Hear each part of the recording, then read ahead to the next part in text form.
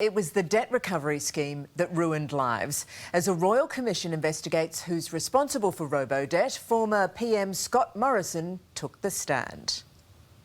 I feel that he's got no empathy to the people that are sitting in that room. You swear by Almighty God that the evidence you will give will be the truth, the whole truth and nothing but the truth. I do.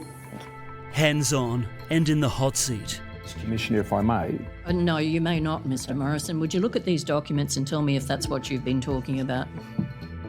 The man who headed up so many portfolios as Prime Minister was the one taking orders today. Let's not go there. Well, Let's just ask it again. No, you'll be answering something you've assumed I've asked. Yes, ScoMo copped it over Robo. The Royal Commission into Robodebt, the controversial government welfare debt clawback scheme. Can I just get you to stick to answering the question a bit more? I do understand that you come from a background where rhetoric's important. The scheme was designed to save money. Instead, it cost people their lives. It's the worst thing I've ever experienced in my life. This is Kath speaking to A Current Affair 3 years ago about her son Jared. The 22-year-old died by suicide after being flagged by Robodebt to repay just $2,000. I have felt like jumping up and saying something. It's taken a lot of constraint. This is Kath today, in the public audience at the Royal Commission. It near brought me to tears to think that the way he was speaking about welfare and, you know, the taxpayers and getting the money back for the taxpayers. We're all taxpayers.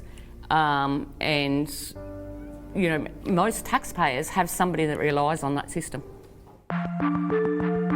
We know Robodebt was ill-fated, but the key question here is whether Morrison knew it was illegal before it was put into play. He was the Social Services Minister, Treasurer and Prime Minister throughout Robodebt's span. I want to be careful not to transgress your ruling. Morrison made no apology for using Robodebt to boost the government's bottom line. As Social Services Minister, it was my job to ensure that the system was run appropriately, efficiently, and that there were not payments being made that were not supposed to be being made. While new technology may have played the role of RoboCop, Morrison revealed himself as the welfare cop. And that's how I colloquially described it. Often I'm the son of a police officer. The former PM was grilled over this government Robodebt proposal titled Systematic Cleanup of Existing Error and Non-Compliance, Operation Quadruple X2. The proposal will introduce a new approach to reconciling information declared to us by the customer with information from the ATO that indicates the customer may have incorrectly declared income from employment. And that goes back to a cabinet decision in 1989 that enabled the detection of purposes improperly receiving DSS and DVA benefit payments and the use of income matching to achieve that purpose. Can I stop you? Income matching is not income averaging. His new approach was to target as many people as he could on averaging debts. I personally believe that it was about the dollar that he thought he could raise. Thousands of internal emails, memos, transcripts, notes, even scribbles and underlined words make up the evidence. I can't tell you who made those markings. Scott Morrison denies his fingerprints were all over a monumental failure. I couldn't tell you when they began working on it. They may have began working on it months and months before, for all I know.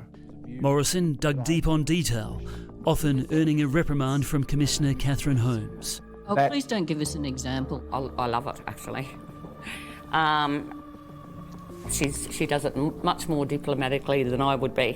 While arguments ensued over sensitive cabinet documents.